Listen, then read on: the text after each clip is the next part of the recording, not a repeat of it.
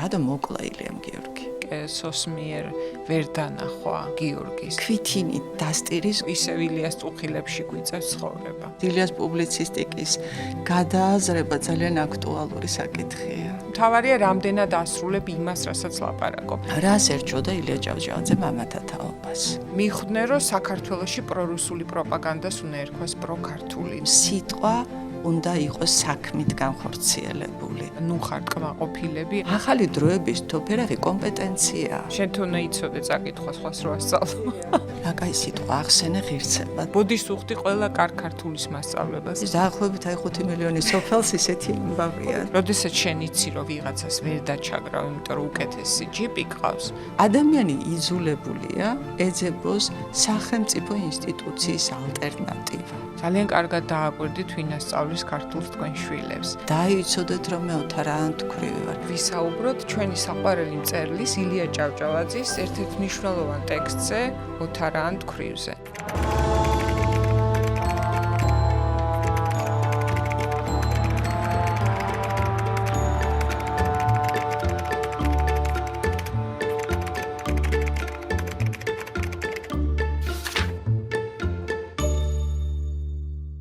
მოგესალმებით მეგობრებო, გილოცავთ ახალ 2026 წელს, რომელიც ვნებათა ღელვით დაიწყო და ვნახოთ როგორ გაგრძელდება, მაგრამ ფაქტია, რომ ჩვენი პოდკასტი ჩვენ საყვარელ YouTube არხის მინეზე გრძელდება.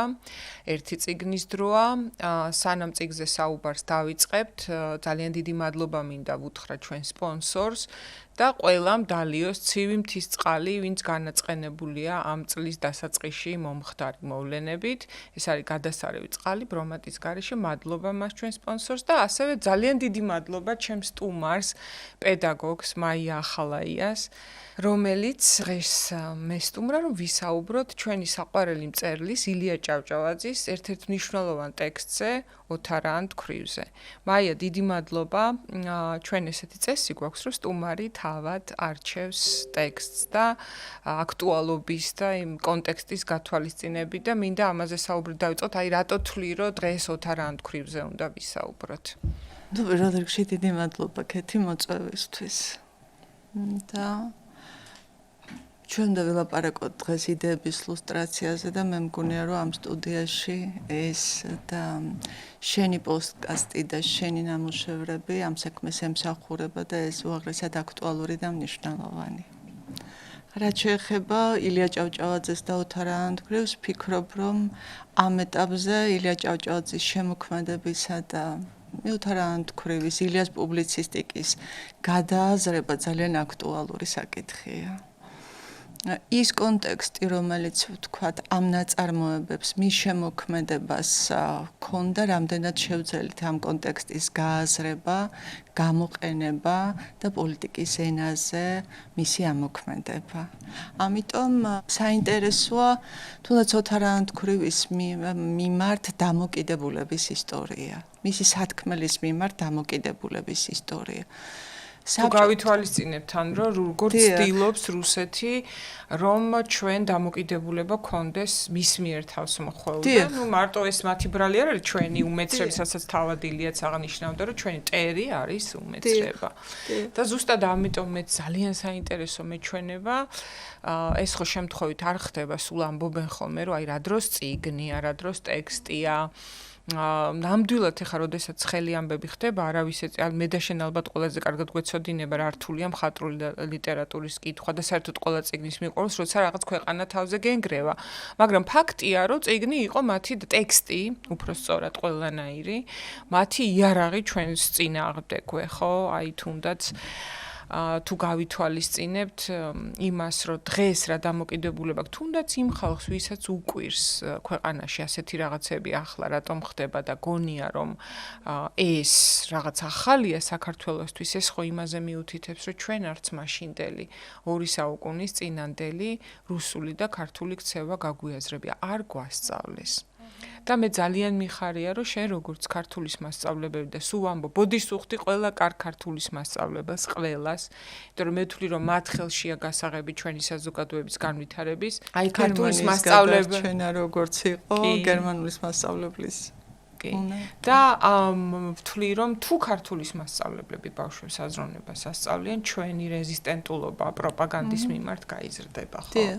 აი ხა ძალიან კარგი თემა ეს განათლებისა, კითხე, როდესაც კონტექსტზე და ილიას სამოქმედო პროგრამაზე ვილაპარაკებთ, ამ საკითხს უფრო გავშლით და მიუბრუნდებით, ამიტომ მოდი აი ილიას ნააზრევის გადააზრებაზე რა კი ვლაპარაკობთ ჩვენ გავიაროთ ეს ეტაპებიც, როგორ იყო ეს საბჭოთა პერიოდში და როგორ არის პოსტსაბჭოთა პერიოდში. საბჭოთა პერიოდში ეს უნდა გამოვყოთ 34 წლამდე, 1934 წლამდე. მტრული დამოკიდებულება ილიას მიმართ ადვილი ამოსაცნობია, პირდაპირ ლანძღავენ მას. 34 წლის შემდეგ ეს დამოკიდებულება იცვლება და უფრო ვერაგული ხდება, იმიტომ რომ ისინი ცდილობენ ინსტრუმენტალიზაციას. ისინი ცდილობენ, ანუ საბჭოთა კრიტიკა, საბჭოთა იდეოლოგია ცდილობს კი არ უარყოს, არამედ დაიქვემდებაროს, გამოიყენოს საკუთარი მიზნებისთვის და აი ეს პროექტი, ეს პერიოდი დაკავშირებული 1934 წელს საბჭოთა კავშირის მწერალთა პირველ ყრილობასთან. შესაბამისად, აი ამ გეგმის გაფორმდა სოციალიზმი, როგორც მთავარი მიმდინარეობა და არა მარტო მიმდინარე ნაწარმოებები, წინა პერიოდის ნაშრომებიც ამ კონტექსტის შესაბამისად უნდა წაგვეკითხა.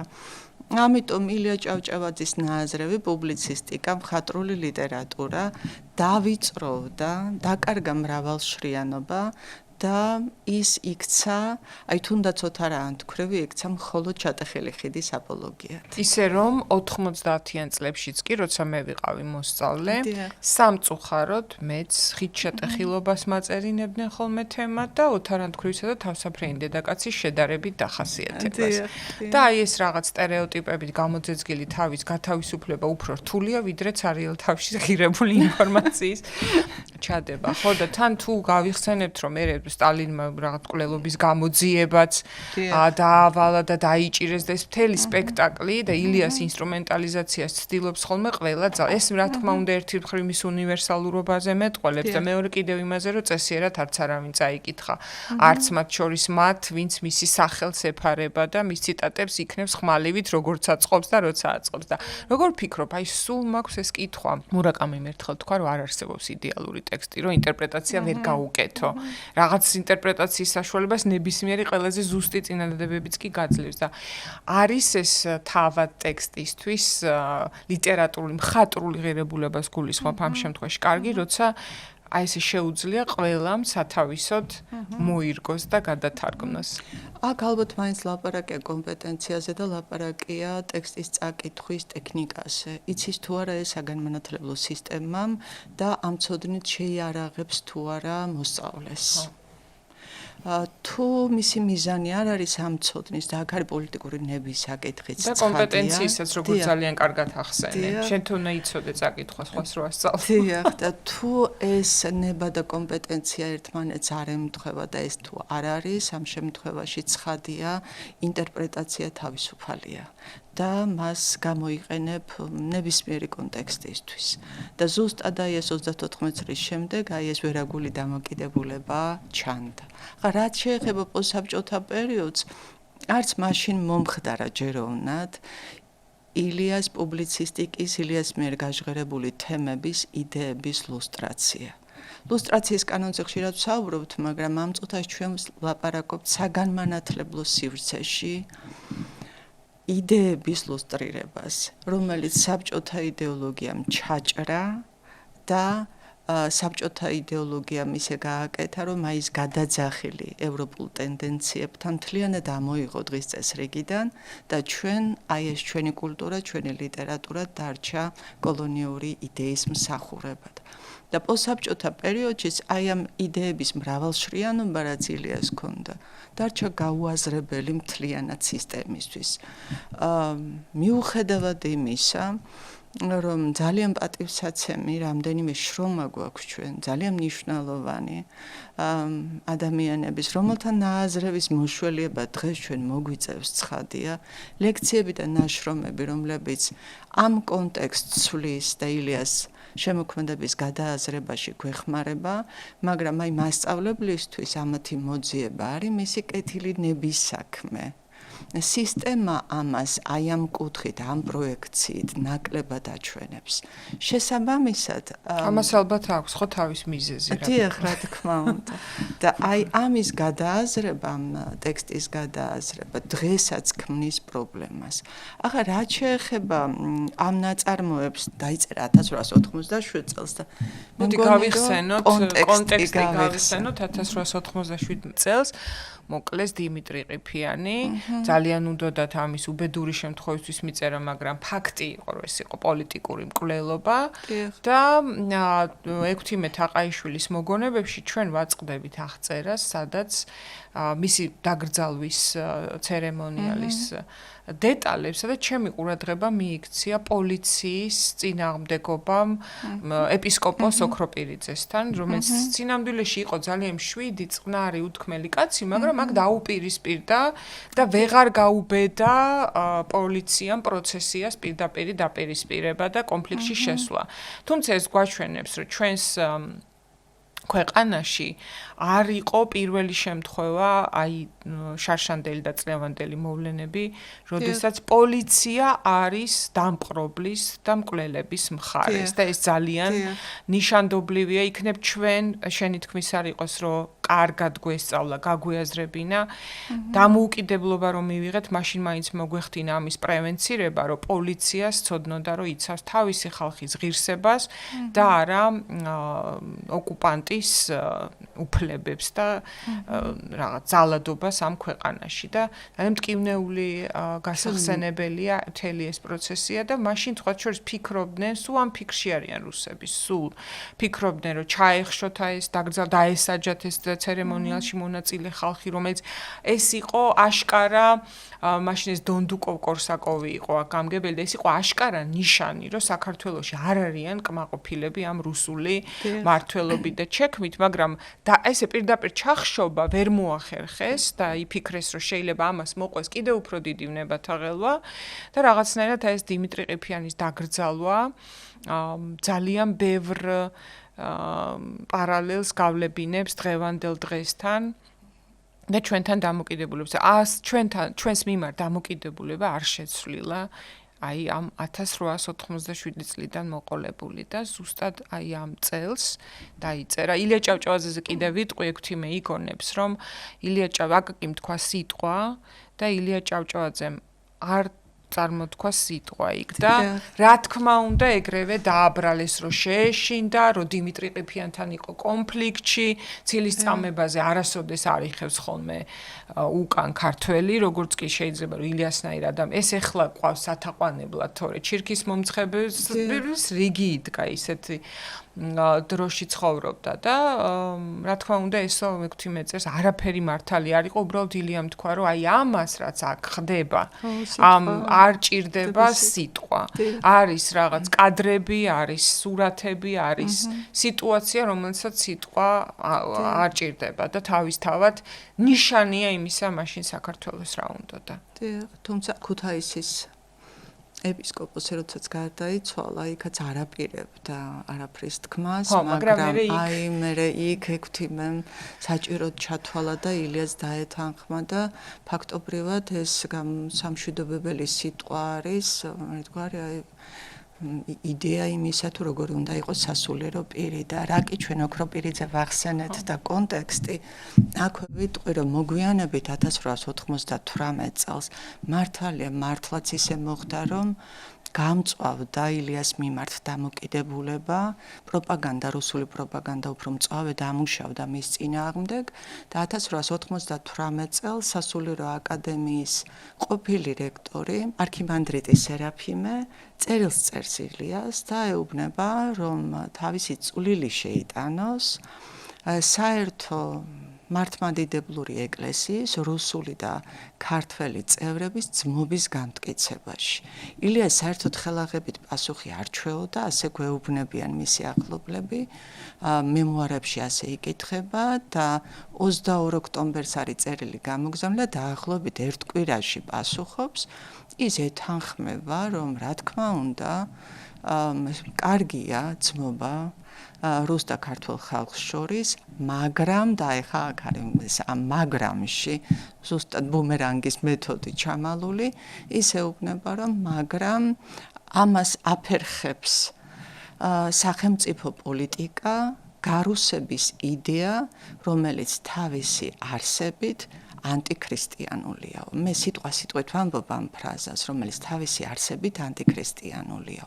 ასე რომ ილია ჭავჭავაძე ცხადია იმას, რომ რუსული კოლონიალიზმის მთავარი სვეტი, რაც იყო საერთო მართლმადიდებლური ეკლესიის სახელით კოლონიალიზმის გამართლება, ეს იყო მთავარი საყრდენი და ჩვენ გვახსოვს ბედი ქართლისა ბარათაშვილის და იქილიას პოზიცია, რატო იღებს ის ამ პოლიტიკურ გადაწყვეტილებას რა მოტივით, როგორ ამართლებს ამას რელიგიური მოტივით, რელიგიური კუთხით, მაგრამ ილია ჭავჭავაძის აი ეს პასუხი და მთელი მისი მოღვაწეობა ცხადყოფს იმას, რომ ის გარუსების პოლიტიკა და ის პოლიტიკა, რომელსაც აქ რუსული ეკლესია და რუსული სახელმწიფო აწარმოებდა, ანტირელიგიურია და არ შეესაბამება რელიგიურ დოქტრინებს.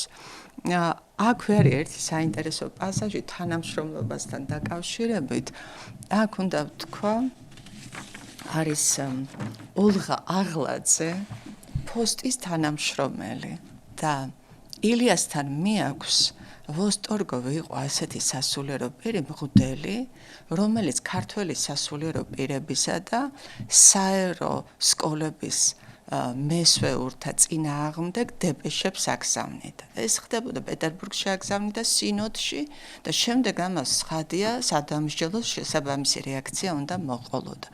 და აი ეს ადამიანი, რომელიც საერთოდ სხვა არაფერი ვიცით ამის შესახებ, და მადლობა იმ ნაშრომის ავტორებს, რომლებმაც ეს ინფორმაცია ჩვენამდე მოიტანეს, აი ამ ადამიანის აი ესეთი ჩუმი ღვაწლი, თანამშრომლობა ილიასთან, რომ ეს თავიანთი საქმე გააგრძელონ და სადამსჯელო ოპერაციები აიცილონ, აი ეს თანამშრომლობას ეს შედეგი მოაქვს, რგოლია ერთ-ერთი ამისათვის. რა თქმა უნდა, აი ასე არავის არ უნდა ეგონოს თავის როლი რაღაც უმნიშვნელო დიდ პროცესში. რა თქმა უნდა, ზუსტად ეს არის და მე ილია აფრთხილებს სასულიერო პირებსაც და საერო სკოლების მესვეურებსაც, რომ საფრთხე მოსალოდნელია. ახლა რაც შეეხება ილია ჭავჭავაძეს, ალბათ კონტექსტზე ლაპარაკი კიდევ უნდა დავიწყოთ როგორ გამოჩნდა ილია ჭავჭავაძე? მე ხა ბიოგრაფიის და განათლების მაგდენს ვერ მოვაპირებ. ამიტომ მე დავიწყებ იმ პუბლიცისტური წერილით, რომელიც მან 1861 წელს ცისკარში გამოაქვეყნა და გააკრიტიკა მამების თაობა. ჩვენ ახლა სკოლიდან ვიცით მამათა და შვილთა ურთიერთობის შესახებ. კი, ფრაზა-ფრაზად ვიცით, მაგრამ რას ერჩოდა ილია ჭავჭავაძე მამათა თაობას? რას უწუნებდა მათ? ილია ჭავჭავაძე ძალიან ბევრს საუბრობს სიტყვისა და საქმის ერთიანობაზე. ფაქტობრივად მისი ახალი პოლიტიკური ენა ამას ეფუძნება, რომ სიტყვა უნდა იყოს საქმით განხორციელებული. სხვაგვარად ვიცით როგორც გამოდის. ამიტომ ერთი მხრივ ახლა ყველას გვახსოვს გრიგოლ ორბელიანის თამარ მეფის სახელბეთანის ეკლესიაში. ერთი მხრივ აი ეს ნაციონალური სენტიმენტები კონდეს. იმის გამო, რომ თამარის პერიოდის დიდება დაიკარგა, წუხარ ამის გამო ცხადია და მეორე მხრივ რუსეთის იმპერატორ ნიკოლოზ პირველს უძღვნიდა ლექს და ემადლიერებოდა იმის გამო, რომ მან დაუბრუნა თავის ივერიას, შენს ივერიას ასე მიმართავს. თამარის დიდება, სწორედ ეს თავის დროზე ძალიან კარგად დაიჭირა ჭკვიანმა, ალბათ პროპაგანდის საკითხებში პირველ ადგილზე მდგომა რუსულმა სპეცსამსახურებმა ოხრანკის დროს და მერეც და მიხვდნენ, რომ საქართველოში პრორუსული პროპაგანდას უნდა ერქვას პროქართული და თამაშობდეს ეროვნულ სენტიმენტებზე, ოღონდ რაღაც ერზად წყალბ სენტიმენტებზე. ამიტომ თუ ჩვენ რუსულ რიტორიკის ისტორიას დავაკვირდებით საქართველოში, ვნახავთ, რომ ის ყოველთვის აპელირებს ასეთ ორმაგობაზე, კოგნიტურ დისონანსზე, ფარისევლობაზე და აი ჩვენ ახლა წერას რო ვასწავლით, ხო, იქაც ხო ვამბობთ, რომ პერსონაჟი ვერ იქნება მომხიბვლელი, მიმზიდველი და პროტაგონისტი ისეთი, რომელიც კაი ტიპი ასე თქვა სლენგზე, თუ ის საქმეს და ლაპარაკს შორის ძალიან დიდ დისონანსს ქმნის. აი როცა კაცი რასაც ამბობს, ქალი რასაც ამბობს, იმავეს აკეთებს, თორე ლაპარაკით ბოლო-ბოლო კითხავ ChatGPT-ს რა უნდა თქვა, რომ ყველას მოეწონა და გიპასუხებს ის. ხო, მთავარია რამდენად ასრულებ იმას, რასაც ლაპარაკობ. და პლუს აი ეს ჩვენ შემოგრჩა, მათ შორის მე მინდა გითხრათ, რომ თუ კი რამე ძველი გაზეთები წამიკითხავს და ძველი კორესპონდენციას უმაიას დამსახურება ნამდვილად და ეს ზომების ოქმები ყველაფერი და მაშინაც გიჟდები. აი თან ესეთი კარგი ლექსები, ასეთი ცუდი სამოქალაქო პოზიცია. ნუ გასაგებია, ხა ჩვენ ხშირად გვილაპარაკია ამაზე, რომ შეიძლება გადარჩენისთვის, ხა არ ვიცით იარაღს რო გადებენ და დახრეტა რო გემუქრება, კოგნიტური დისონანსი კი არა, ალბათ უარესით შეიძლება შეიყარო, მაგრამ იყო ილია ჭავჭავაძეც თავადაც გახსოვს პატარა კოგნიტური დისონანსები მასაც ჰქონდა, მაგათად რუსულ სიტყვებს თვითონ ურევდა და მე თავს ისჯიდა რომ დაყაჭეთო ყველამ ფული ვინც რუსულ სიტყვასა და თვითონაც ბევრის ულაბაში და თვითონაც ბევრის დადევა უწევ, მაგრამ ილიას ჰქონდა ყოველთვის ეს თვით განაზრება, ეს სიტყვაც ნახმარი აქვს, აი საკუთარ თავზე დაკვირვება, გააზრება, რა გჭირდება, რატო გჭირდება, რისთვის გამოგადგება და რაც თორე მას ჰქონდა კონცეფცია საქართველოს გარუსებისგან როგორ უნდა ეხსნა და ამ კონცეფციას უპირისპირდებოდა აი ამ მამათა კონფლიქტზე რომ მოერგონ მოცემულობას. აი ეს არის ყველაზე დიდი ბრძოლა ბოლო 200 წლის მოვერგოთ ამ ჩვენს უბედურ ბედს თუ ჩვენ გქონდეს ჩვენი კონცეფცია განვითარების. და აი ეს სამოქმედო გეგმამდე მივედით. ხო, აი ეს მინდოდა რომ სამოქმედო და აი გადავიდეთ კიდევ ამაზე და აი ეს რო შევაჯამოთ, ისე მოხდა რომ აი მამათა და შვილთა ურთიერთობაში რითაც უკმაყოფილოა ილია ჭავჭავაძე, ეს არის რომ ნაციონალური დისკურსი ითავსებს იმპერიისთვის ხელსაყრელ ნიშნებს. ეს ცალსახა და ეს არის მისთვის მიუღებელი. რაც შეეხება აი ამ თავისუფლების მიმართ დამოკიდებულებას, სანამ სამოქმედო გეგმაზე ვიტყვით, კეთი. აი აქ ორი ტიპის მიმართულება და ორი ტიპის ქართველი იკვეთება, ეს მგზავრის წერილებში ჩანს. ერთი, რომელსაც ეზარება და შეშინდა და მისთვის გაჩუმება ხელსაყრელია, ბრძოლას უპერსპექტივოდ აცხადებს და მეორე აი ჩინმენდლებზე გაცვალეს, ასე ამბობს ილია. პირადი სარგებელი და პირად სარგებელს ანაცვალეს ქვეყნის ინტერესები. აი ეს ტენდენცია მიუღებელი ილია ჭავჭავაძისთვის და აი ამ სიტყვისა და საქმის ერთიანობის კონტექსტი, პოზიცია ზუსტადაც ეს არის მის შემოქმედებასა და მის პუბლიცისტიკაში. ახლა რაც შეეხება სამოქმედო გეგმას 1891 წელს პუბლიცისტურ წერილში სამპუნქტიან საკითხს მიმართულებას აქვეყნებს, რა არის მნიშვნელოვანი, გავარკვიოთ ვინ ვართ, რანი ვართ, ჩვენი იდენტობა, იმიტომ რომ აქ მოცემულობა ასეთია, რომ გარუსების პოლიტიკისთვის ორ გუბერნიად დაშლილი საქართველო, ქუთაისსა და თბილისის გუბერნია, აქ არსებული ვითარება ხელსაყრელია იმისათვის, რომ ჩვენი იდენტობა დავივიწყოთ. ამიტომ ილია ჭავჭავაძე როცა ამ საკითხს აყენებს, ცხადია, როცა ამ საკითხზე საუბრობს, ის გულისხმობს იმას, რომ უნდა გავიაზროთ ჩვენი იდენტობა, რადგან ჩვენ გქონდეს რესურსი კოლონიალიზმის მეთოდების პირისპირ. აქ არის მეორე საკითხი კიდევ, ის ამბობს, რომ ყველანი უნდა გავერთიანდეთ ამ იდეის გარშემო, ეს არის მეორე სამოქმედო გეგმა და როგორ აკეთებს ამას მე კიდე ცალკე დავურთოთ, ხოლო რაც შეეხება მესამე საკითხს, მე მგონი ჩვენთვისაც დღეს საკმაოდ აქტუალური, ის არის კომპეტენციის პრობლემა. და მეორეც აქტუალურია და რა თქმა უნდა და აი მესამეს რაც შეეხება, აი წავიკითხავ, ყმაწვილკაცობა მომზადდეს ზედმიწევნილ ცოდნითა. და ამ თოფიარაღით შეუდგნენ საქმეს. ანუ ახალი დროების თოფიარაღი, როგორც ის გვეუბნება, აი რა გითხრათ, რით გაგახაროთ 1897 წელს გამოქვეყნებულ პუბლიცისტურ წერილში, ახალი დროების თოფიარაღი კომპეტენციაა. ხმალი აღარ არის უკვე, ხმლის ეპოქა დამთავრდა და შესაბამისად უნდა ყოფილიყო სანამ მე ტანკს არ შემოაგრიხინებს ხოლმე რომელიმე ჩამორჩენილი ავტოკრატი.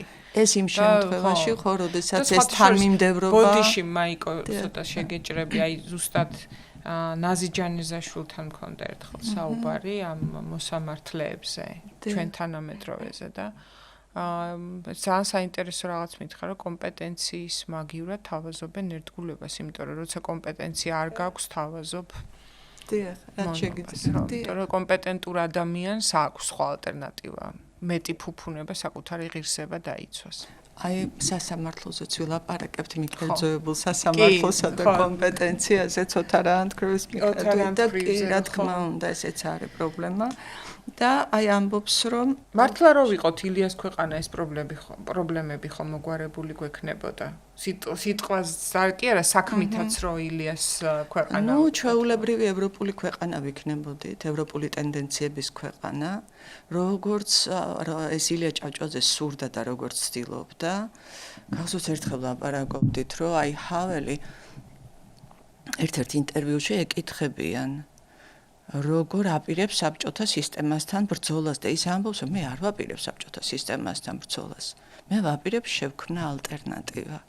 ილია ჭავჭავაძეც ქმნის ალტერნატივას კოლონიაში კოლონიალიზმის წინააღმდეგ. ამიტომ აი როგორ უნდა მოხდეს ეს და აი ამ დროებისთვის რამდენად მნიშვნელოვანია კომპეტენცია ახალგაზრდების ევროპულ სამყაროსთან ინტეგრირება. ის ამბობს ასეთ რაღაცას, რომ ევროპა არის მისთვის პროგრესული სამყარო. ამიტომ აი ამ პროგრესულ სამყაროსთან ჩვენი ქვეყნის მიახლოება არის პერსპექტივა. თუ ჩვენ დავრჩებით იზოლაციაში ამ პროგრესული სამყაროს გარეშე, ეს პერსპექტივა ბუნდოვანია. ეს პერსპექტივა გაურკვეველია ილიასთვის და ზუსტად აი ეს ალტერნატივა, რომელზედაც ჩვენ ახლა ვლაპარაკობთ, ილიას ამ კონტექსტზე მსახურება, გადაძახილს იმ გამოცდილების გაზიარებას, გადმოტანას და ის სიტყვით ამბობს ასეთ რაღაცას, რომ ამაზე უკეთეს ევროპულ გამოცდილებას გულისხმობს. სხვაგან გამოცდილს და გამოყენებულს, სხვას ვერას უჩვენებთ ჩვენს საიმედო ყმაწვილ კაცობას. აი ეს არის განმარტება იმისა, აი ამ სამოქმედო გეგმის მესამე ნაწილისა, პერსპექტივა, განათლებული ახალგაზრდობა, ევროპულ ღირებულებებთან ინტეგრაცია და მისი გააზრება რამდენად მნიშვნელოვანია საქართველოს სუვერენიტეტისთვის. ილია და ილიას თანამოაზრეები, ეს ჯგუფი იწყებს თანამშრომლობას ევროპელ მთარგმნელებთან და მეცნიერებთან. ანუ ჩვენ შესახებ ცნობადობა რუსეთის გავლით კი არ უნდა გავრცელდეს პროგრესულ სამყაროში. არამედ ჩვენი ინიციატივა უნდა იყოს ეს. როდესაც ის ათარგმნინებს არტურ ლაისს გერმანულად ვეფხისტყაოსანს, მარჯორი უორდროპს ვეფხისტყაოსანს ინგლისურად, როდესაც მას აქვს ურთიერთობა ოქსფორდის პროფესორთან, პარიზის, ვენის, გრაცის პროფესორებთან, მერე როდესაც 1900 წელს გერმანიიდან რო ბრუნდება, გზად ჩერდება ავსტრიაში, ვენაში და ხვდება ძალიან ცნობილ ასირიოლოგს, პროფესორს, რომელსაც თხოვს საქართველოს შესახებ სამეცნიერო კვლევას და წერილებს. ეს არის ინფორმაცია საქართველოს შესახებ. ჩვენი ციტირების ინდექსის გაზრდა. დიახ. და ეს არის რუსეთის გვერდის ავლით ჩვენ შესახებ ცნობადობის გაჩენა. და ამან მართლაც იმუშავა, იმიტომ რომ ეს არის საქმე სადღეგრძელოს მაგია. რა თქმა უნდა და აი გახსოვს იქ ექვთიმე თაყანიშვილი პეტრე მელიქიშვილზე რო იხსენებს, პეტრე მელიქიშვილი გრაცთან ურთიერთობას ყვება და ეუბნება, რომ დაანებე ქიმიას თავი, შეისწავლე შენი ქვეყნის ისტორია და ენა, არიცით რა სიმდიდრის პატრონი ხარ თუ ულტრირებულად რომ თქვა. ასე რომ აი ეს ჩვენ შესახებ ცნობადობა და მოკლედ ალტერნატივის პროგრამაში შედიოდა ესეც. იმიტომ რომ მხოლოდ ბრძოლა და ემოციები, ეს რა თქმა უნდა ბრძოლის უნარიანობა ძალიან მნიშვნელოვანია, მაგრამ ალტერნატივა არის შეთავაზება ორს შორის რა აირჩიოს. თუ არ მიგვიყვანეს იქამდე, სადამდე ილიას სიკვდილის მერე მივიდა უკვე დიდი ხნის რაღაც 15 წელიწადში უკვე მივედით იქამდე, რომ არავინ არაფერს არ გვეკითხებოდა და ალტერნატივის შექმნის უფლება ჩამოგვერთვა. და მთავარია აი ამ საშის წერტილამდე არ მივიდეთ ხოლმე. ახლა თავად ტექსტზე რო გადავიდეთ ოთარ ანთქვრივზე, ყველას საკითხული აქვს, იმიტომ რომ ეს არის ტექსტი, რომელიც გინდა არ გინდა გაკითხებენ, ხო? ყოველ შემთხვევაში ჩემ დროს ისწავლებოდა ნამდვილად სკოლაში და ახლაც ისწავლება, მაგრამ მე მაინტერესებს შენ როგორც ამ საკითხისადმი მეცნიერულად მიმდგომ ადამიანს, როგორ გონია ეს საბჭოთა გულშემატკივარი, ხო, აი როგორ ისწავლებოდა ეს საბჭოთა სკოლაში, ეს მეც მახსოვს, რა თქმა უნდა, უკვე ვახსენეთ, რაღაც სტერეოტიპული კლიშე, წინადადებები და თემები იწერებოდა და ფილმიც შემთხვევით არ არის უბრალოდ ისე გადაღებული როგორც უნდოდა ეს საბჭოთა პროპაგანდას ეკრანიზაციებიც ხდებოდა ისე როგორც იყო საჭირო ბჭყალებში და როგორ უნდა ესწავლებინათ შენი სამოქმედო გეგმა როგორია როგორც ქართულის მასწავლებლის ამ საკითხს რაც შეეხება აი ფილმი ახსენე კეთი და მარჯანიშვილის თეატრში სპექტაკლიც დაიდგა 1935 წელს შალვა დადიანმა დაწერა პიესა ჩატეხილი ხიდი და დადგა ვასო ყუშიტაშვილმა გააფორმა ოცხელმა და საინტერესო იყო საკმაოდ ხო ახლა რა თქმა უნდა პეტრე ოცხელის ნამუშევრები საინტერესო იქნებოდა მაგრამ ცხადია ის ემსახურებოდა ამ მიზანს რომელზეც საბჭოთა მიზანს ემსახურებოდა და რატომ მაინც და მაინც ჩატეხილი ხიდი იმიტომ რომ ეს ნაწარმოები უნდა ქცეულიყო ჩატეხილი ხიდის ანუ უნდა ქცეულიყო გლეხებსა და თავადებს შორის დაპირისპირების აპოლოგიად. შესაბამისად დანარჩენი საკითხები რაც აქ იყო ეს საკითხები ეს თემები უნდა გადაეფარა ამ საკითხს. ასეთი იყო სოციალიზმის დაკვეთა, ასეთი იყო იდეოლოგიის, პროპაგანდის დაკვეთა. და ჩვენ ტექსტი საბჭოთა პერიოდში უნდა წაგვეკითხა ისე, როგორც საბჭოთა კრიტიკა განგვიმარტავდა. შესაბამისად უნდა გვესწავლა საბჭოთა კრიტიკის მიხედვით. ახლა რაც შეეხება ამ საკითხს, საინტერესოა ამ ნაწარმოების აღსაქმელად და მრავალშრიანობის გასააზრებლად ამ წუთას ახალს არაფერს ვამბობთ, ეს საკითხი დამუშავებულია. უბრალოდ აქ საინტერესოა სკოლამდე სისტემური ცვლილებისთვის ილიას გადასააზრებლად და როგორც ვთქვით, იდეების ლუსტრაციისთვის, რამდენად მიაღწია ამ ნამუშევარმა, თუ ეს ცალკეული შემთხვევაა ამა თუ იმ მასწავლებლის არჩევანია მხოლოდ. ამ წუთას ვლაპარაკობთ აი ამ პრობლემაზეც და რაც შეეხება აი რის შესახებ წერდა ილია ჭავჭავაძე. და როგორ არის მე გულისხმობ პუბლიცისტიკას და როგორ გვეხმარება ილიას პუბლიცისტიკა ამ ნაწარმოების მრავალშრიანობის ამოცნობაში. ახლა რაც შეეხება არ იკითხება როგორ ფიქრობ კონტექსტის გარეშე ლიტერატურით სიამოვნების მიღება ცოდნის მარტო სიამოვნების ცოდნის და გააზრება შეუძლებელი გახდა იმიტომ რომ როდესაც მე მაგალითად ბავშვობაში იგივე ბებიამ ბაბუამ მეუბნებოდა რომ ნუ კითხულობ ვერ გაიგებ მეგონა რომ ასოების თანმიმდევრობით წაკითხვა საკმარისი იყო იმისთვის რომ რაღაც გამეგო და ძალიან დიდი დრო ისტორიას უარყოფთი და ძალიან დიდი დრო დამჭირდა იმისთვის რომ კონტექსტის გარეშე ძალიან ცოტა ტექსტია რომელიც კონტექსტის გარეშე შეიძლება რომ იკითხო და მე მოარგო ყველაფერზე მაგრამ აქ მართლა ძალიან მნიშვნელოვანია ვიცოდეთ რა ხდებოდა ხო და წერილები ამაში ნამდვილად გვეხმარება ყველა ტექსტი უკვე მე სხვანაირად იკითხება ილიასიც და კლდიაშვილისაც და საერთოდ რაც მაშინ ხდებოდა და ეს რაღაცა კლასობრივი დაპირისპირება რომელიც ხურში გთხრიდნენ წლების განმავლობაში არის რაღაცა ჯაჭვი და იქაც მეტაფორად ვკითხულობ ამასაც კი და არა პირდაპირ თავად ილიას ემპათიას გლეხებისად. რა თქმა უნდა და პროპაგანდა ამასაც იყენებდა მის წინააღმდეგ, მაგრამ აი მივალთ ჩატეხილ ხიდამდე და აუცილებლად ვიტყვით ამის შესახებაც კეთი. იცი რა, აი კონტექსტ რაც შეეხება, ეს კონტექსტიც მრავალშრიანია ცხადია. 1897 წელს არის დაწერილი, სად კითხულობს ილია ამას. ილია ამას კითხულობს საჯაროდ, სოლოლაკში, სარაჯიშვილის სახლში და ამას ესწრებიან ქართველი მწერლები, ქართველი საზოგადო მოღვაწეები. რას ნიშნავს ეს, რასთან გვაქვს აქ საქმე? ეს არ არის უბრალოდ გაზიარება, ეს არის თანამოაზრეობის პრაქტიკის დანერგვა.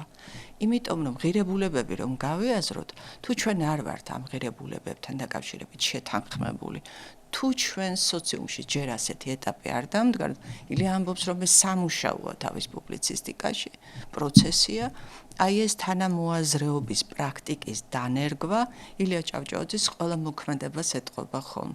ეს არის ხუთშაბათობები, როცა მასთან იკრიბებიან აი საუბარია ამა თუ იმ საჭიროებო საკითხის შესახებ. ხა რაც შეეხება უშუალოდ ნაწარმოებს, ჩვენ დავსვით შეკითხვა, რის შესახებ წერდა პუბლიცისტიკაში ილია ჭავჭავაძე. ეს არის თანასწორობის იდეა. 1899 წელს პუბლიცისტურ წერილში, მე-19 საუკუნე, როდესაც ის აჯამებს ამ საუკუნეს, მას მთავარ მონაპოვრად ამ საუკუნისა მიაჩნია თანასწორობის იდეის აღმოცენება, ამ იდეის გააზრების შესაძლებლობა. ის წერს ქალთა უფლებების შესახებ. არაჩვეულებრივი წერილები. მე მგონია, რომ დღესაც სახელმძღვანელო წერილები იმ ადამიანებისთვის, რომლებიც თვითმმართველობის საკითხებზე მუშაობენ. მაია, ესეც კეთილინებაა მასწავლებლების ამ წერილებს გაივლიან თუ არა სკოლაში. დიახ. თვითმმართველობის შესახებ წერს, მეურნეობის, სოფლის მეურნეობის, ინფრასტრუქტურის შესახებ, აგრარული პერსპექტივების, სასამართლოს შესახებ და ასე შემდეგ. აი ეს საკითხები, რაც მას აქვს პუბლიცისტიკაში, შემდეგ უკვე, აი რაცა ჩვენ ალტერნატივაზე ვლაპარაკობდით, მნიშვნელოვანია იდეა აისახოს პოლიტიკის ენაზე. რა თქმა უნდა. და ამიტომ აი ეს ილია ჭავჭავაძის ნაზრები მან შექმნა ინტელექტუალური წინაპირობა ცვლილებისთვის. და აი ეს ინტელექტუალური წინაპირობა შემდეგ 1918 წლის კონსტიტუციაში აისახა პოლიტიკის ენას. ეს ნაუცფათევი არ ყოფილა. ასე რომ აი როდესაც ლაპარაკობენ საქართველოს ეკუთვნის თუ არა, შეუძლია თუ არა თავისუფლების მოპოვება, აქვს თუ არა მას ამისი რესურსი, საქართველოს აი ეს თანმიმდევრობა, ეს გზა, ეს ინტელექტუალური წინაპირობა ამის გასააზრებლად და ამის აღიარებისა, რომ საქართველოს შეუძლია დამოუკიდებლობის მოპოვება, მამათა თაობისგან განსხვავებით ილია ჭავჭავაძის ნააზრევმა ეს შედეგიც მოგვიტანა. ახლა რაც შეეხება ოთარ ანთქვრივს, იცი აი, როდესაც ვლაპარაკობთ ოთარ ანთქვრივზე, ალბათ უპრიანი იქნება მოვიშველიოთ თანამედროვე მკვლევართა ნაშრომებიც. მე ვგულისხმობ მკვლევრებს, რომლებიც მუშაობენ კულტურული ღირებულებების შესწავლაზე, კულტურული ღირებულებების რუკებს ადგენენ. აი ოთარ ანთქვრივსაც თუ დავაკვირდებით და ჩვენ საუბრობდით ევროპულ ტენდენციებზე, რომლებიც დღესაც თანამედროვეა და ასახულია ამ ღირებულებების რუკებზე. ილია ჭავჭავაძე გვთავაზობს ალტერნატივას, გვთავაზობს იმ ღირებულებებს, რომლებიც ევროპულ ტენდენციებს ეხმიანება. რა არის ეს? რითი იწყება ოთარ ანთქვრივი? ჩვენ მისი სახელი არ ვიცით, მაგრამ ეს არ არის აქ საინტერესო. პირველი ინფორმაცია მის შესახებ სახელმწიფო მოხელეები რას გვეუბნებიან მასზე. მზისა და წვიმის მეც არავის შეეძლო ქვრივის უნებურად შესვლა. რა არის ეს? პირადი სივრცის ხელშეუხებლობა, უსაფრთხოება და პირადი სივრცე უნდა იყოს დაცული, ადამიანს ამის უფლება აქვს. ხო, მხოლოდ მაშინ შეუძლია გადავიდეს შემდეგ ეტაპზე მასლოუს პირამიდის, თუ დაცულია ეს უსაფრთხოება, რომ ვერ გადმოალაჯებს შენს ეზოში და მეტაფორულად შენს პირად სივრცეში და შეურაცხყოფას ვერავინ მოგაყენებს. შემდეგ რასაც გვეუბნება, ეს არის სახელმწიფოს პირისპირ დარჩენილი ადამიანი, სახელმწიფოს პირისპირ დარჩენილი ოთარ ანთქვრივი. სოფლის სახელმწიფო მოხელე, გზირი, მას წაართმევს ქათამს. თითქოს არც არაფერი, ხო? აი ერთი ქათამი ასეთი მნიშვნელოვანი არ არის, მაგრამ აი ამ მოურიდებელ გზირს შვიდეულად დაუსვა ილია გვეუბნება, მან იბრძოლა, 10 მანეთიც დახარჯა მისვლა მოსვლაში, მაგრამ ძალიან მნიშვნელოვანია. ძალიან მნიშვნელოვანია, მეტი დახარჯა ვიდრე დაკარგა. ხო, კითხებიან. ეს კითხვა კიდე ცალკე ტრაგედია, რომ აი რატომ შეიძლება 10 მანეთი დაიჯინო, ამაზე უფრო იაფიანი ქათამი და რომ საქმე სხვა რაღაცაში. კი, აი გვეუბნება მოსთან კავშირებით და გვეუბნება, რომ აი ტყუილ უბრალოდ რომ არ დავეჩაგვრინე. და ამას იქით იცოდნენ, რომ მე ოთარ ანთქვრივს მეძახიან. ამ ადამიანის იდენტობა განისაზღვრა. რა არის ეს? სახელმწიფოს პირისპირ დარჩენილი ადამიანისთვის მისი იდენტობა არის ეს, რომ სამართლიანობისთვის ბრძოლა. მისი სახელიც ეს არის ოთარ ანთქვრივი, საზოგადოებას, თანასოფლელებს წარუდგა ასე დაიცოდეთ რომ მე ოთარანთქვრივი ვარ. ანუ მე უსამართლობას სახელმწიფო მოხელესაც არ ვაპატიებ. და ამაში არ ჭირდება პატრონი რომ. დიახ, აი ეს სტერეოტიპული იცი, აი ძალიან კარგი საკითხია ესეთი. რის გამოც ის არ მოსწონთ, იმიტომ რომ ის არ შეესაბამება სოციალურ მოლოდინებს იმდროინდელი საზოგადოების. აი ჩვენ რომ წარმოვიდგინოთ ახლა რომ 19 საუკუნის სოფელში მცხოვრები ქალი 24 ახალგაზრდა შვილებში ხო დარჩა დაქვრივდა შვილი უნდა გაზარდოს. აი ეს კლიშე რომ ქმარი ზურგს უმაგრებს თუ არა არავინ არ ყავს მას ის თვითონ უძღვება თავის ცხოვრებას და აი ამ სტერეოტიპულ მძიმეა თან მიწათმოქმედებით უნდა ირჩინოს თავი. კი, მაგრამ აი ეს თავისი უსაფრთხოება და მიწათმოქმედება იმ პირველ ორ საფეხურს აკმაყოფილებს, რომლითაც მე მესამეზე გადადიხარ და აქ ჩანს ძალიან დიდი ემოციური და ისეთი ინტელექტუალური შესაძლებლობები ოთარანთქვრის, როცა მას აქვს 5 ქისა. ეს არის ძალიან გერმანული. აი ზუსტად ამის თქმა მინდოდა და გერმანელებთან ამის დაკავშირება, არა, იმიტომ რომ ილია ზუსტად ამას ამბობს, რომ რა უნდა ვისწავლოთ გერმანელებისგან, დიახ, აი ზუსტად ამას ამბობს და გერმანელების თემას მე რა უნდა ვისწავლოთ ეხმიანება მარო მაყაშვილის თავის დღიურებში. და აი ეს ზოგადად იმ დღესაც ერთ ლექციას უსმენდი, ერთი გაქცეული რუსის და მოდი აქვე შევთანხმდეთ, რომ ეს რუსეთისგან გაქცეული რუსები ძალიან სევდიანი და კარგი ინტელექტუალები არიან და ის ამბობდა, რომ ეკონომისტი, რომ აი უნდა შეგეძლოს 30%-ის გადანახვა. აი ეს 100-დან 30-ის გადანახვა, როგორი შემოსავალიც აქვს, აი ლარიდან 30 თეთრი 1000-დან 300, აი ეს სულ რაღაცა უნდა კონდეს, იმიტომ რომ აი საკუთარი დოვლათის და საკუთარი შემოსავლის მენეჯმენტი არის ძალიან მნიშვნელოვანი და ეს არის ერთ-ერთი გასაღები, როგორ გამოუვიდა იგივე გერმანიას თუნდაც ჩვენთვის ესეთი ცოტა ასაგდებია ხოლმე ეს რაღაც ყველაფრის შენახვა და ყველაფრის დაზოგვა, მაგრამ დოვლათის შექმნით იქმნება ის დაცულობაც მათ შორის, ანუ მყარად იყო ოთარანთქვრივი და აქვე საინტერესოა, რომ აი მეხუთე ქისა, სადაც გასაცემი მხოლოდ იმას არ ითვლიდა. და კიდევ ძალიან ბავშვობაში მიკვირდა, რომ კითხულობდი, როგორ შეიძლება თვლა არ იცოდე და თანჭკვიანი იყო. და აი აქ არის ზუსტად ამ თანდაყოლილ ინტელექტუალურ შესაძლებლობებზე და არა იმდენად განათლებაზე, რამდენადაც სიბრძნეზე აქცენტი. პრაქტიკაზეც, ხო. აი, ზუსტად დავემთხვიეთ ახლა ილიას წერილს. 5 ქისასთან დაკავშირებით 1893 წელს სოფლის მეურნეობის შესახებ აქვეყნებს პუბლიცისტურ წერილს. და იქ ამბობს, რა აკლია ჩვენს მიწათმოქმედებას. ცოდნა და სამუშაოდ გადადებული ქონება ინვესტიცია, ხო, მომავალი განვითარებისთვის, ხო? გერმანელების მაგალითი მოყავს ზუსტად აქ და ვახსენეთ ამის შესახებ და ახლა ამ თემას აღარ მეუბრუნდები. აი, მათ მიერ ორგანიზებული საქმიანობა, როგორ განსხვავდება ქართველის მიერ ორგანიზებული შრომისგან. და აი, რაც შეეხება, ხა ლაპარაკობდით სახელმწიფოსა და ადამიანის ურთიერთობაზეც და ეს თემა ძალიან აქტუალურია ევროპული კულტურისთვისაც, ევროპული ლიტერატურისთვისაც. ამ მხრივ ილიას აქვს გადაძახილი ევროპულ ლიტერატურულ ტენდენციასთან.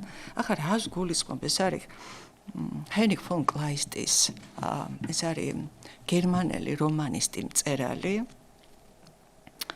ჰანს კოლჰასეს ისტორია. ეს არის რეალური ისტორია მე-16 საუკუნეში.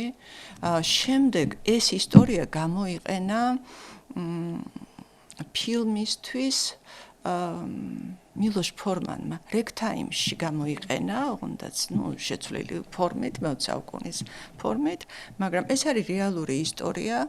ამ ისტორიამ მოიტანა ევროპულ ლიტერატურაში დიდი გამოხმაურება, მას თავისი პოლიტიკური მნიშვნელობა ჰქონდა, თომას მანი ბევრს წერდა შემდეგ აი ამ ნაწარმოების შესახებ და უბრალოდ იმის თქმა მინდა, რომ ილია ამ შემთხვევაში ეხმიანება იმ ევროპულ ტრადიციას, იმ ევროპულ თემებს, სახელმწიფოთა და ადამიანის მიმართების გასააზრებლად.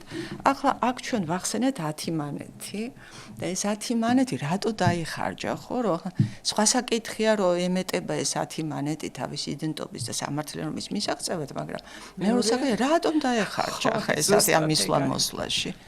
ახლა ილია გვეუბნება ასეთ რაღაცას.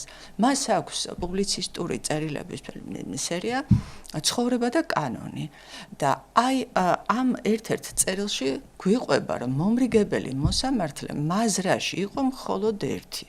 მაგალითად მოყავს თელავის მაზრა. ახლა თელავის მაზრის გეოგრაფია უნდა წარმოვიდგინოთ და გვეუბნება რომ ეს არის დაახლოებით 160 კილომეტრი. ეს არის დაწყებული ანანურიდან სადღაც ლაგოდეხამდე.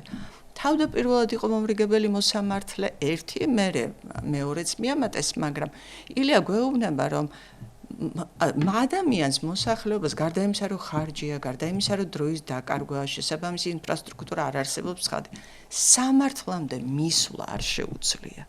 და არის მეორე საკითხი კიდევ, გარდა ინფრასტრუქტურის. ილია გვეუბნება, აქედან ხო არ მოდის.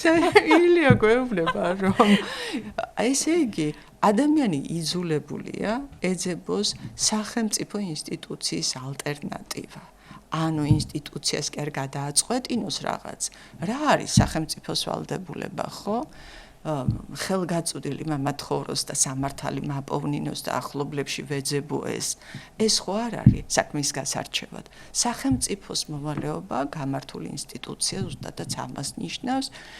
ჩვენ ძალიან გაგვიგრძელდა სიტყვა თუ რომ რუსეთის ინსტიტუციების შესახებ ძალიან ნათელი წარმოდგენა შეიძლება შეგვექმნეს 1897 წელს რუსეთის იმპერიაში ჩატარდა პირველი საყოველთაო აღწერა და აი ამ აღწერის მონაცემები ეხება საქართველოს ძალიან მნიშვნელოვანია კი თბილისის და ქუთაისის გუბერნიასაც და შემდეგ დრო თუ დაგვჭირდა შეგვიძლია ამაზე ვთქვა ეს უაღრესად მნიშვნელოვანია მით უფრო რომ აქ გვეუბნება მონაცემები რომ რუსეთის იმპერიაში განათლებაზეც რა კი ვსაუბრობთ მოსახლეობის 80%-მდე გაუნათლებელია. და გარდა ამისა ის თვითონ აღწერის მეთოდიკაც ხო წამოღებულია ბრიტანულია მგონი ხო? ბრიტანულია და ყველაფერი გადმოსაღებია და ჩვენთვის რა ტრაგიკულია რომ ჩვენ ვართ მეორადი რუსეთი რომელიც არის ევროპის ცოდნისა და რესურსების მოხმარების ობიექტი კიდე ჩვენ მეორადი მოხმარების მესამედ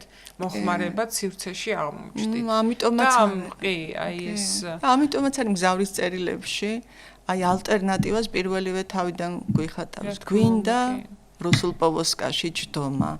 შედეგი ეს იქნება. თუ გვინდა ევროპა და ევროპული განვითარება, რომლისთვისაც ირონიულია რუსული სინამდვილე, მისი ჩამორჩენილობა, აი არჩევანი ჩვენსეა.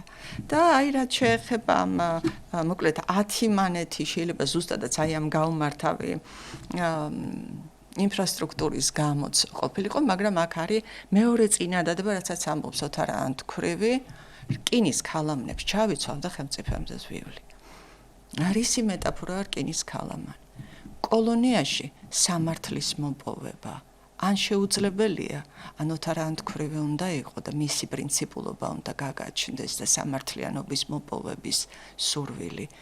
ან ფაქტობრივად რთულია მოკლედ კოლონიის პირობებში სამართლიანობის და იმ ხელმწიფემდე მისვლის მერეც კიდე ხელმწიფერას გადაწყვეტს კიდე ცალკე ტრაგედია უნდა ამას ახლა ვერ შევეხებით დიახ რა თქმა უნდა თუმცა აქ ძალიან მნიშვნელოვანია ეს ხასიათი რომელიც უნდა იყოს ასევე ჩვენი იდენტობის ნაწილი რომ პატარა დეტალებში იმალება ეშმაკი და აი ეს პატარა უსამართლობები არ უნდა დაგროვდეს იმდენი როცა ნორმალიზება ხდება მერე ჩვენ ხედავთ რომ თუ კი პატარა სიტყვა გვაშფოთებდა რამდენიმე წლის წინ ახლა უკვე პირდაპირი ინტერვენციაც კი ჩრჩება ჩვენი რაღაც ემოციების მიღმა იმიტომ რომ ადამიანი ეჩვევა ცუდს ეს იცოდნენ რუსებმა რომ ნელ-ნელა წვეტ-წვეტად ჟღამსაც კი შეაჩვევ ყველა აი გახსოვს აკაკი ბაქრაძე ამბობს აი ლუარსაბ თათქარიძეზე როცა წერს რუსების შემოსვლას პროტესტი უნდა მოყოლოდა და სრული კმაყოფილება მოჰყავო. აი ეს სრული კმაყოფილება მიუღებელი ხო? და გახსოვს ილიას წერილებში ახალგაზრდებს რო ეჩხუბება, ნუ ხართ კმაყოფილები, აი იმით, რასაც იმ ცირედით, რაც შეიძლება აი ამ გრავიტაციულ ველში მოიპოვო რა. ეს ამ სიტყვებით არ არის ხალხი. მაგრამ ეს არის ზუსტად ამას საკუთარი თავის იმედი უნდა კონდეს და არა იმის რას მოგიგდებს თავად გაპარტახებული იმპერია. საკუთარი თავის იმედზე გამახსენდა ეს არაჩვეულებრივი ტერმინი სხვისი მოიმედეობა, რაც აქვს ილიას რომ როგორც დღეს სხვათა შორის ჩვენ ველოდებით მეც ვარ სხვისი მოიმედე, იმიტომ რომ მე ვარ ქართველი და მაშინ სადამე მე ვარ სხვისი მოიმედე და ველოდები ირანში როგორ განვითარდება მოვლენები რა ვქნა, ჩემთვის ყველაფერი ნიშანია.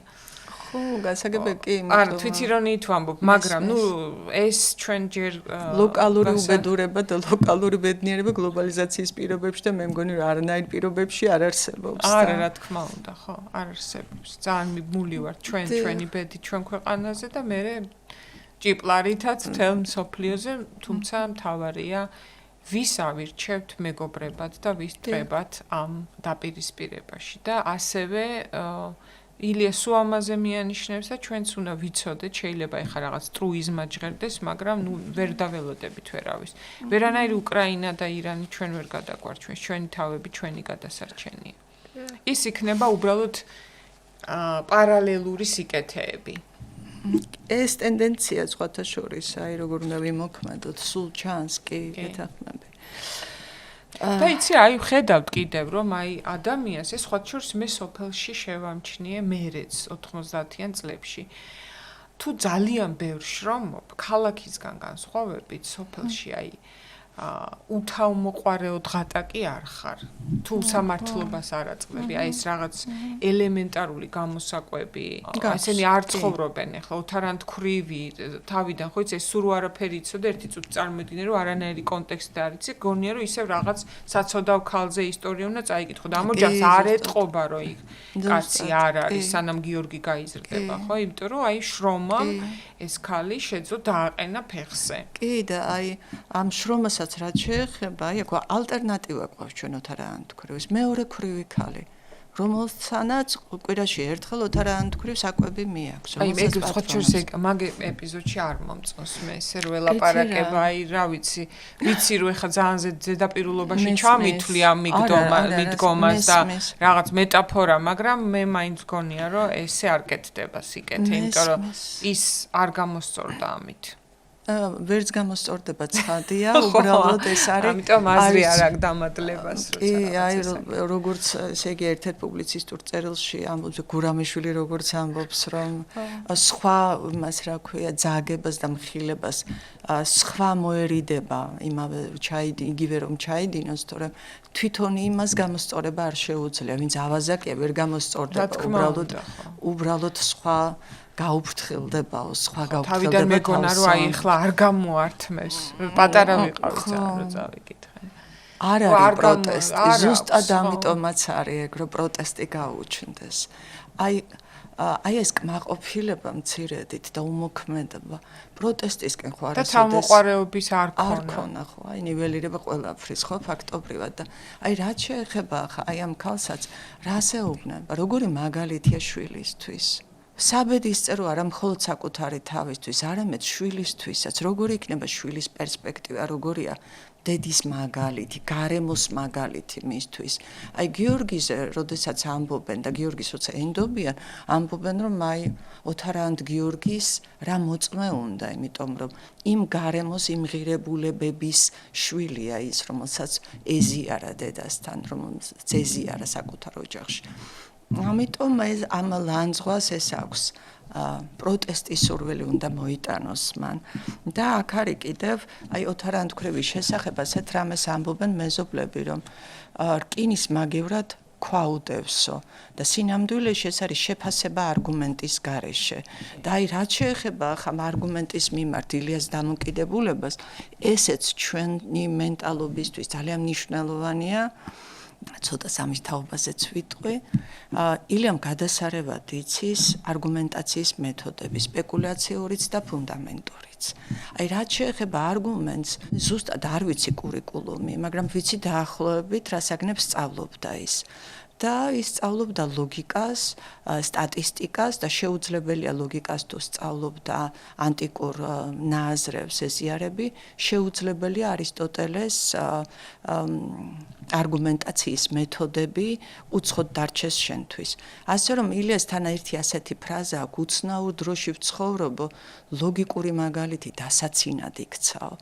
და აი ამ ლოგიკასაც რაც შეეხება ეს ფრაზა მოწერილი მაქვს მეც ხო და აი ამ ლოგიკურ მაგალითსაც რაც შეეხება ილია გვეუბნება რომ თუ არგუმენტის სამი ნაწილისგან შედგება ჩვენ ასე ვიცით ეს ანტიკური კულტურისგან ხო ეს არის ეთოსი, პათოსი და ლოგოსი და თუ ლოგოსის გარეშე ანუ ლოგიკური არგუმენტის გარეშე არგუმენტი ლოგიკური ნაწილის გარეშე რჩება ჩვენ გვაქვს სპეკულაცია და აი ეს სპეკულაცია ყოველთვის გადაფარავს ჭეშმარიტებას და ობიექტურ მოცემულობას შესაბამისად კონსტრუქციებს უფრო რთულ კონსტრუქციებს სპეკულაცია უფრო ადვილი კი რა თქმა უნდა აი გახსოვს იმაშიც მგზავრის წერილებშიც რო ამბობს რატომ არ მოსწონთ თერგდალეულობა არგუმენტი არ აქვს იმიტომ რომ თერგდალეულობა არ მოსწონთ იმიტომ რომ და სამჯერ იმეორებს ამას ეს რა არის პოზიცია ლოგიკური არგუმენტის ჩვენ გვაქვს ძალიან კარგი ვიდეო თანამედროვე სადაც კულტურის მინისტრი ამბობს უნდა მოვუფრთხილდეთ პიანინოს იმიტომ რომ და მთავრდება კი სამწერტილი და იგულისხმება და სხვათა შორის იცი რა ევროპულ განათლებაზე ვსაუბრობდით იქ ერთი პერიოდი დამჭირდა და ვსწავლობდი აი ამ არგუმენტაციის მიმართ წერის ტექნიკას და იყო ასეთი საკითხი რა როდესაც გაქვს ასე შემდეგ დასხვა ევროპული უნივერსიტეტები ამ სპეკულაციად გითვლიან იმიტომ რომ ეს არის აი არ გაქვს არგუმენტი და ცდილობა ამ ფრაზით გადაფარო ტექსტ რადგან მიყვებით ესე თანმიმდევრულად ხო ვთქვათ ასევე აი ამ გულისფხანის ამბავზე დიახ აი ეს ფრაზა თვითონ სიტყვა ხო გულისფხანა ილიას მოყვანილი ყავს ცრუიმედების მეტაფორა თავის ერთ-ერთ პუბლიცისტურ წერილში ეს არის 1886 წელს ბანკის შესახებ წერილი გამოაქვეყნა და ამბობს რომ ფატოყბობის გაუქმების ხმებით შეწუხებულ თავადაზნაურობას გულს ფხანდნენ იმით რომ კომს კაცზე 60 თუმანს გამოგიტანთო ეს დაახლოებით აი 5 მილიონი სოფელს ისეთი ამბავია ხო და თან მუშაობს ეს რამდენჯერ მოატყუეს უკვე ხალხი რამდენჯერ მოფხან სულ ასე არაფერი არ მომხდარა მერეც რამდენჯერაც რაღაც მატერიალურ სიკეთეს უცვლიდნენ ღირსებაში ხო იცი აი ეშმაკს რო სულს მიყედი და ის ფულს არ გადაგიხდის თან რა კაი სიტყვა ახსენე ღირსება და აუცილებლად ვიტყვი ამასაც მე ძალიან ფრთხილად ვეკიდები როგორც ჩვენ ამ სიტყვას და რატომ იმიტომ რომ ის ერთ-ერთი ინსტრუმენტია უღირსამი დიახ და ის ერთ-ერთი ინსტრუმენტია პროპაგანდის ხელში ერთ-ერთი მნიშვნელოვანი ცნება მაგრამ ჩვენ გვაქვს აქ ასეთი ამბავი რომ ილია განმარტავს ღირსების მნიშვნელობას რა არის ღირსება ილიასთვის ის ორი კომპონენტისგან შედგება ეს არის სამართლიანობა და კაცმოყვარეობა ღირსება არის სამართლიანობა და კაცმოყვარეობა ამის გარეშე ღირსებაზე საუბარი არის სპეკულაცია ილიას აზრით და გიორგიც როდესაც აი გამოჩნდება გიორგის მთავარი თვისება ეს არის მისი ღირსება და როდესაც ღირსებაზე გიორგის ღირსებაზე ვლაპარაკობთ აქ აუცილებლად აღსანიშნავია ზუსტად ეს ორი თვისება სამართლიანობა და კაცმოყვარეობა და კაცმოყვარეობა ცხოველებისადმი დამოკიდებულებაში უფრო ჩანს კი ზუსტად და როდესაც იმ მოჯამაგირეს ომარაშვილის მოჯამაგირეს შენიშვნას აძლევს თავიდან მოსწონს მისი რაღაცა პროტესტი და მე უკვირს როცა ხვდება რომ ატყვევს აი უღირსი კაცის გულადობა უკვირს ძალიან და აი ეს არის მართალი კაცის დამოკიდებულება მართალი კაცის თვალით დანახული რეალობა და უღირსი კაცების გულადობაში ვცხოვრობთ ახლაც ჩემი აზრით ზუსტად კი და ამიტომაც არის ეს ტექსტი აქტუალური დღესაც ხო აი უღირსი კაცების გამბედაობა აკვირვებს და აი სასამართლოზეც ვიტყვი და ამით დავამთავრებ ამ ეპიზოდს მიკერძოებულ სასამართლოს ეშინია გაამტყუნოს გიორგი და აწყენინოს ომარაშვილს, იმიტომ რომ ომარაშვილს აკრძალა უფლება ის სხვა იერარქიის, სხვა სოციალური ძალაუფლების წარმომადგენელია, შესაბამისად, აი ეს არჩევანი მათთვის არის რთული გასაკეთებელი. მაგრამ ოთარანთქვრივსაც ეშინიათ და რა ის რომ რაღაც საკუთარ სინდისთან კომპრომისებზე წავიდნენ თუ არა ამაზე კი არ ფიქრობენ. ერთის მხრივ ეშინიათ სიმართლის და მეორე მხრივ ძალაუფლების. და აი ამას შორის უწევთ არჩევანი, მაგრამ არჩევანი არის აქ ცალსახა და მე ოთარანთქვრივი ამბობს, რომ დახები ვირთაგვებსაც ზოგჯერ სწორე სამართალი სცოდნიათ. და აი ეს ზოგჯერ სწორე სამართალი არის აი მიკერძოებული სასამართლოსთვის განაჩენი ფაქტობრივად. ახლა რაც შეეხება გიორგის და ესეც უნდა ვთქვა აქ აი ეს ფრაზა რა არ მოეწონა ამ მოჯამაგირეში განსაკუთრებით საქმისადმი დამოკიდებულება.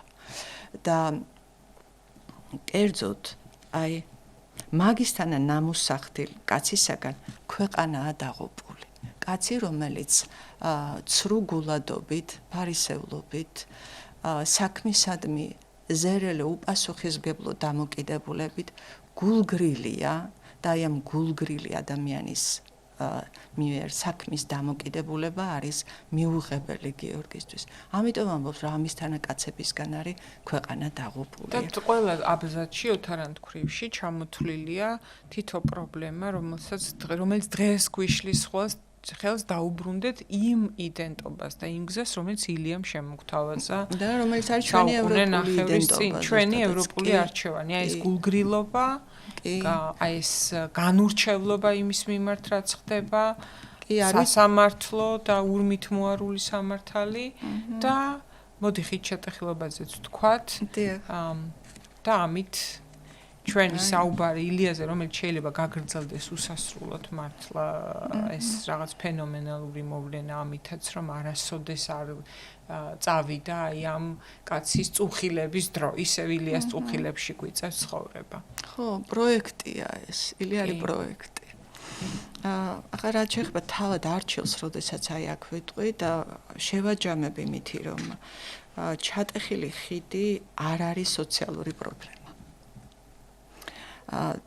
როდესაც გიორგი მიდის არჩილთან ის ამბობს, კესოს ეუბნება თავის დასო, როგორ უნდა დაწნულიყო ამისთანა ზნე, ამისთანა ხასიათი.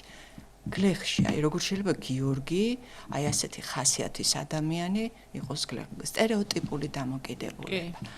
და შემდეგ უკვე ის ხვდება გიორგის გარდაცვალების შემდეგ, აი ეს რეფლექსია, რომელიც მოყვება შემდეგ ამას, ის ხვდება რა აკლია მის ცნობიერებას. და გიორგის სიკვდილზეც უნდა ვთქვათ, აუცილებლად დავსვათ შეკება, რა და მოკლა ილიამ გიორგი. მით უფრო რომ აი გიორგის სიკვდილი ემთხვევა შემოდგომას და აღწერს არაჩვეულებრივ სურათს, იდგა მაძღარი შემოდგომა, ფერადი, არაჩვეულებრივი სურათი, თავისი ლექსიკით, თავისი ფერადოვნებით. და აი როდესაც მზად უნდა ვიყოთ ჭირნახულის ასაღებად, ბუნებრივი პროცესია ეს. აი ამ ბუნებრივ პროცესს აკლდება მთავარი შემოქმედი, ხო გიორგი აკლდება. ამ შეკითხვას ცალსახა პასუხი არ აქვს და ილია ამ ნაწარმოებშივე გვეუბნება როგორც აი არჩილსა და კესოს ვერ გაუგიათ გიორგის მეც ვერ გამიგია მკითხველო მისიო შესაბამისად ის ჩვენთან ითხოვს თანამშრომლობას ამაზე პასუხი საჭიროა ჩვენც გავიაზროთ ჩვენც დავსვათ ეს შეკითხვა და ვეძებოთ ამისი მიზეზები და აი ეს მინდა კიდე რომ არ არის მაიკო სოციალური კესოს მიერ ვერ დანახვა გიორგის არ არის ეს სოციალური და კულტურული კოდების პროდუქტი რომ ამ კაცში ვერ ხედავ იმიტომ რომ თავიდანვე არ უყურებ აი როგორც საკუთარ ოჯახის წევრს არ აღიქვამ თუ ეხა რაღაც დევიაცია არა როგორც საკუთარ ოჯახის წევრს არ აღიქვამ სექსუალურ პარტნიორად ასე სხვა კლასის წარმომადგენელს ხო? დიახ და თან ნუ აი განსხვავდები ხო ადამიანი აი ფიქრობ სადღაც უბრალოდ მხოლოდ ეგ არ არის მხოლოდ ეგ არ არის არც მე არ შევირთავდი არჩილი ხო ეუბნება არც მე ანუ მაგრამ თავის ნაკლად თვლიან ამას და არის აქ აი რა როგორ განმარტავენ შორის შორსა ვარ და თვალი ერთმანეთისათვის ვერ მიგვიწვდენია ამ სიშოროზეთ კაცი მარგილად გონია და ღვთისმსგავსებით შექმნილი სახე ადამიანის ელანდება როგორც ერთი ტყლაპირა. ამ საზოგადოებაში არ არსებობს ადამიანის როგორც ღირებულებად აღქმის შესაძლებლობა. ამიტომ აი ეს მარგილია სარია წათლილი, რომელიც მიწაში უნდა ჩაარჭო და ტყლაპი ეს არის ქალამნის ტიპი, ფეხსაცმელია, ფეხქვეშ უნდა გათელო. ანუ ადამიანი არის ფეხქვეშ გასათელი არსება, ადამიანი არ არის თავარი ღირებულება ამ საზოგადოებაში. ისევე როგორც ოთარანთქვრივისთვის არ არის სოციამეწისქვილე, ღირებულება და სიყვარული. ადამიანი, რომელიც ზუსტად ასე შორიდან მისტიროდა და ართვლიდა თავს მის ღირსად. სოციალმეწისქვილე ძალიან საინტერესო პერსონაჟი, იმიტომ რომ აი ის ყველას ხედავს და მას ვერავინ ამჩნევს. ვიზიონერია ერთგვარი. თავისთვის არის ყველაფერს ხედავს. ყველას ღირსება იცის. ყველას ღირსება იცის და ერთადერთი მაშინ აქცევენ ყურადღებას, როდესაც ქვითინი დასტირის გიორგის და იქ კარგი ნიუანსია ძალიან საიმედო. მას არავინ ელაპარაკება და უცებ არჩილი შეტრიალდება მისკენ. ანუ აქ აი ამ ტკივილმა გააერთიანა ორი ადამიანი. ეს არ არის თავადი და ეს არ არის ტკივილი აერთიანებს ადამიანებს აქ. და ამიტომ აი ეს სოციამეწისქვილე გიორგის პერსპექტივა ფიქრობ, რომ სოციამეწისქვილეობა იქნებოდა. აი ის რო დარჩენილიყო ცოცხალი. ხო ასეც იქნებოდა, აი მარგინალი ხო ესეთი, რომელიც აი სოციამეწისქვილი ხო მარგინალია ფაქტობრივად. და აი რაც შეეხება სოციამეწისქვილესაც, მისი დანიშნულებაც, მისი მხატვრული სახის დანიშნულებაც ეს არის გავიაზროთ ის, რომ ადამიანის თანასწორობის იდეა. და აი ამიტომ აი ხიჩატეხილობას რაც შეეხება, ეს არის ადამიანის თანასწორობის იდეა და როგორც სოციალური ფენომენი, არამედ როგორც თანასწორობის იდეის, ადამიანის როგორც ღირებულების აღიარების შესაძლებლობა. თანასწორობის საყრდენი უნდა იყოს ღირებულება და არა სპეციალურად მოხვეული რაღაც სოციალური, რასაც ამ თანასწორობასაც მოვესწარით და ვნახოთ სინამდვილეში რას ნიშნავდა. და სხვაგვარად ერი ვერ ვიქნებით, სხვაგვარად საზოგადოება ვერ ვიქნებით, თუ ვერ შეძლებთ კონსოლიდირებას მთავარი ღირებულების გარშემო. და რაც თავარია, კარგი სასამართლო ან თანასწორობის გარანტია, მეტი არ არის. სხვანაირად ხო, იქნება ზოგი უფრო ლამაზი, ზოგი უფრო ჭკვიანი, ზოგი უფრო ნიჭიერი და ზოგი უფრო მდიდარი, მაგრამ თავარია თანასწორობა იყოს იქ, სადაც ადამიანის ღირსება და უფლებები განიხილება სასამართლოში.